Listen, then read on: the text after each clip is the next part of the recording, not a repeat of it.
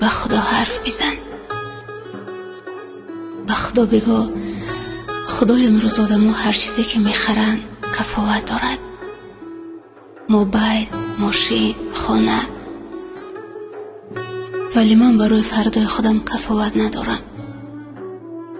من خرابم، قلبم خراب است، درستش کن. وجودم درد میکند، درستش کن. غم دارم، مشکل دارم، درستش کن. به خدا وقتی یک دعا از صدق است مستجاب می شود. خودت را کلاه دست خدا بسپار. او همه چی را خوب می کند. او گناهایی را که حتی خودت را نمی توانستی ببخشی می بخشد.